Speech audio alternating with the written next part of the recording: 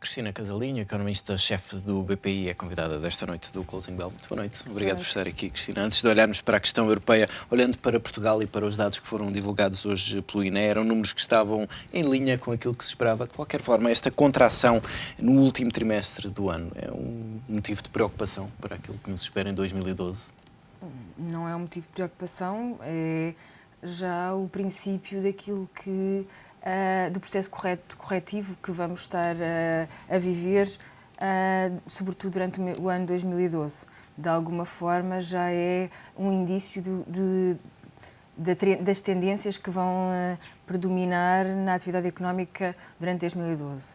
No fundo, o que acontece é que no último trimestre do ano passado já tínhamos uma forte contração e o INE, apesar de não apresentar ainda os dados discriminados, portanto, decompostos, diz que basicamente esta contração que agora se registou decorre de uma forte contração, de uma forte redução do consumo e do investimento, que permitiram que as importações tivessem também uma contração, uma redução muito significativa, que conjugadas com um nível de exportações muito forte, embora tenha desacelerado, conseguiu produzir um resultado positivo do lado do contributo externo, que fez com que compensasse a contração da procura interna. E, de alguma forma, este é o modelo de crescimento económico, é o modelo de evolução da atividade económica em Portugal que se propõe que seja o futuro. Uma redução do contributo do consumo privado, designadamente do consumo privado, mas também do consumo público, como estímulo à atividade económica.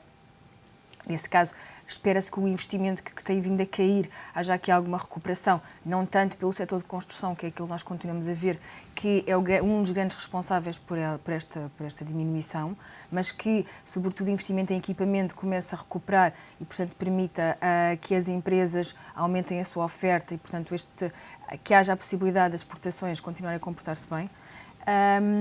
Portanto, este movimento de contração da procura privada, compensada parcialmente por uma evolução muito favorável da procura externa, numa primeira fase, sobretudo por diminuição das importações, mas que posteriormente deverá ser empurrada mais pelas exportações, e por isso é que é importante que o investimento também tenha aqui alguma recuperação. Mas do lado das exportações não há aqui um excesso de otimismo nas previsões, tendo em conta a realidade de alguns dos principais parceiros comerciais de Portugal, nomeadamente Espanha? Isso é uma grande interrogação. Deve ser uma preocupação, porque precisamente a Espanha é o nosso principal parceiro. Foi exatamente o país que, se nós olharmos, por exemplo, para a revisão das previsões ou a atualização das previsões do Fundo Monetário Internacional em janeiro, foi o país que teve a maior revisão no sentido descendente das perspectivas de crescimento para 2012. Ainda representa cerca de um quarto das exportações portuguesas, portanto é um valor muito considerável. Se juntarmos a isso também a forte representatividade da Itália, outro país que já teve sinais de forte abrandamento no último trimestre de 2011 e continua a ter contrações esperadas significativas para 2012. Portanto, não vamos estar à espera que as nossas exportações para a Europa tenham um desenvolvimento muito positivo.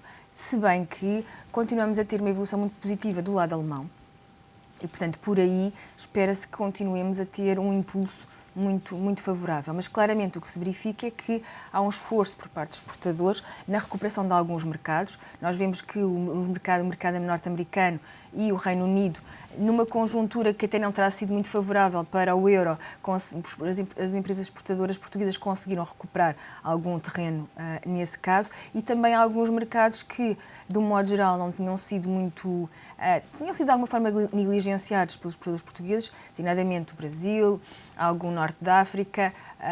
Há, de facto, e vários países da América Latina, há, de facto, designadamente o México, o Marrocos, no caso africano, há uma recuperação de outros mercados que podem eventualmente compensar esse abrandamento de Espanha. Mas, com tudo aquilo que nós conhecemos nesta altura, com todos os dados e com as perspectivas de evolução desses parceiros comerciais, continuamos a trabalhar com um cenário de contração de 3% do PIB português em 2012? Essa é a grande interrogação.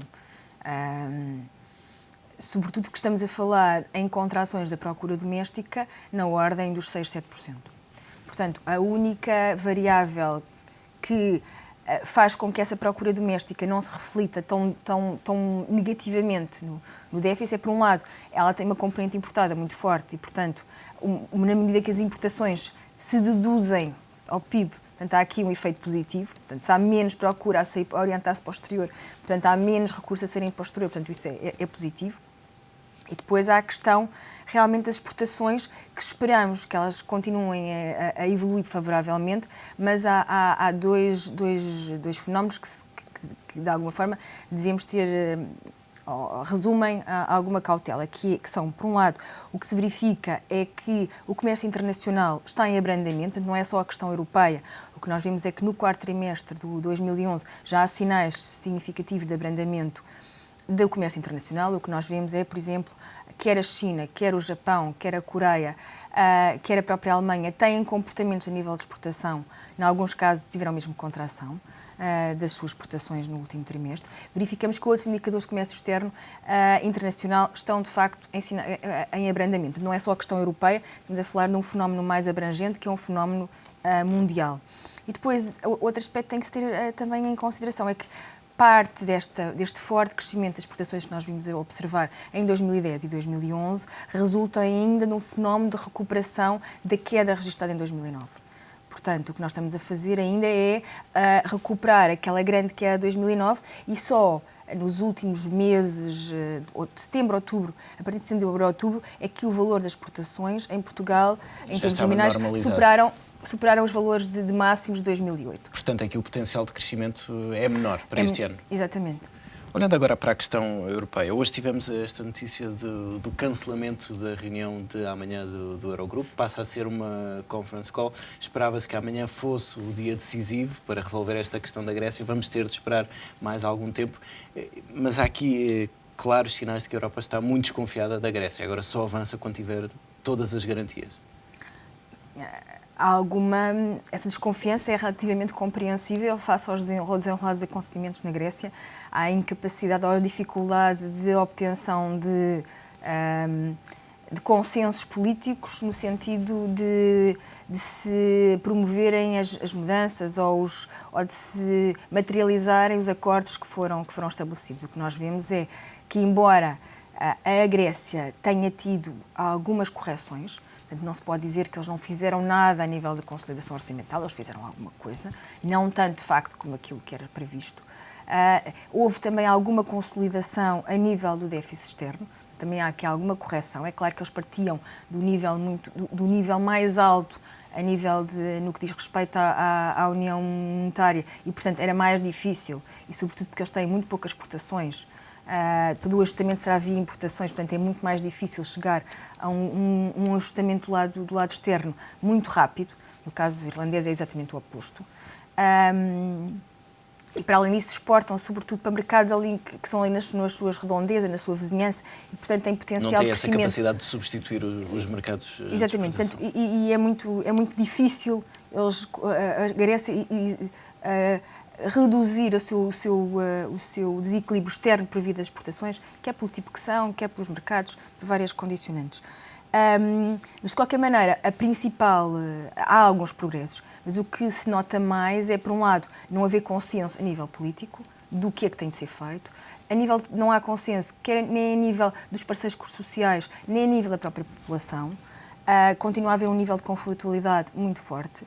E aquelas reformas que à partida nem seriam muito difíceis de pôr em prática, designadamente um calendário de privatizações que foi definido, o que se verifica é que, apesar do montante previsto de 50 mil milhões, nada foi privatizado e há alguns ativos que até já haviam de ser esse manifesto de eventuais compradores estrangeiros. Portanto, há, em alguns aspectos em que se podia notar ou que seriam simbólicos do compromisso da Grécia com as metas que foram estabelecidas e que foram acordadas, não se nota esse empenho. Não há esses progressos. Mas quando olhamos para a dificuldade em avançar com uma solução para a Grécia, estamos de facto a dar razão às agências de rating quando questionam todo o futuro da solidez do projeto europeu?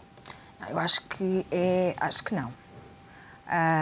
O que nós temos vindo a ver é que, apesar de algumas regras formais no sentido de limitarem as transferências, no sentido de evitarem a mutualização das dívidas, no sentido de restringir os apoios financeiros a países com dificuldades de financiamento. O que nós verificamos é que, apesar disso, essas transferências têm sido feitas, esses apoios têm sido concedidos e, portanto, apesar do espartilho regulamentar e legislativo, operacionalmente, a Europa tem evoluído muito no sentido de, não tanto de transferências formais, mas num conjunto de transferências informais que têm dado muito bons resultados. Quer dizer, nós não podemos esquecer que em agosto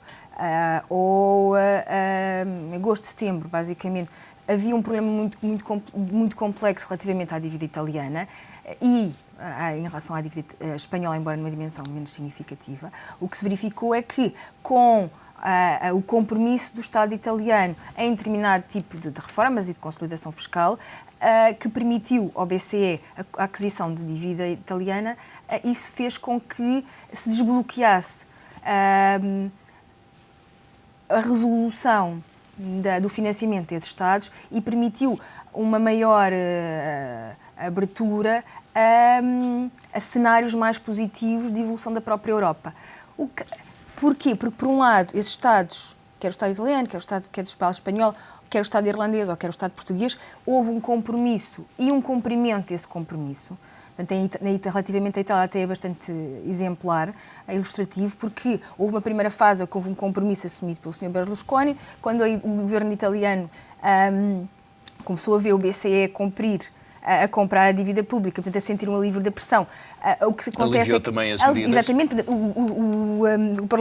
O Parlamento italiano já não aprovou as medidas exatamente como era previsto, então aliviou exatamente também a restritividade que lhe era imposta, e aí o BCE passou a comprar menos, ou deixou de comprar, exercendo novamente pressão sobre as autoridades italianas, que depois, com o desenrolar dos acontecimentos, veio a levar à queda do Sr. Berlusconi e por aí fora. Portanto, no fundo, a prática europeia tem sido muito conducente a chegar, não digo a equilíbrios robustos e de longo prazo, mas pelo menos a permitir chegar a alguns patamares de equilíbrio que sucessivamente têm resolvido os problemas dos Estados e, de alguma forma, têm mitigado também os problemas do contágio. E ainda recentemente, na Cimeira de Janeiro, o que nós constatamos é que, pelas declarações, há claramente uma hierarquização de problemáticas em que eles dizem, pronto, a Grécia é um problema mais difícil de resolver e perante aquilo nós temos mais dúvidas, eu acho que eles até têm mais dúvidas em relação à forma como é que irão resolver harmoniosamente. Depois temos a Irlanda e Portugal, que mesmo que os mercados não estejam lá em 2013, desde que continuem a cumprir, nós continuaremos a financiá-los. E depois temos a Itália e a Espanha, que, embora não ao abrigo dos mesmos acordos formais, nós também continuaremos a apoiá-los. E é preciso defendê-los a todo o custo. Exatamente. Cristina, só para concluir, o IGCP anunciou também hoje que vai aumentar um montante que irá tentar colocar amanhã num leilão de dívida. Isto é um sinal de que há, de facto, mais acalmia no mercado, mais tranquilidade e mais confiança em relação a Portugal, ou ainda são os efeitos das operações de refinanciamento do BCE que, de facto, colocam muita liquidez no mercado e essa liquidez está a ser encaminhada também para Portugal? Nós não podemos esquecer que a própria liquidez que o BCE forneceu em dezembro e que irá fornecer, acredita-se que a dia 29 de fevereiro, com dimensões muito semelhantes, não fazem parte, se quiser, do grande plano, não oficial, mas oficioso, ou pelo menos de curto prazo, de resolução ou de criar alguma estabilização no financiamento dos Estados. E, portanto, nesse aspecto, nos últimos 2-3 meses, revelou-se uma pedra crucial para a resolução do problema. E de alguma forma, o IGCP querer aproveitar essa oportunidade é bom para testar o mercado e para reforçar uma melhor percepção que tem havido ultimamente em relação à dívida portuguesa e também a continuar ou a criar alguma consistência nessa capacidade de acesso ao mercado. Porque hoje em dia é exatamente essa capacidade de acesso ao mercado que tem sido mais questionada. Sobretudo porque aquela fase de maior questionamento em relação à sustentabilidade, à trajetória de sustentabilidade da dívida pública portuguesa, parece, de alguma forma, ter acalmado.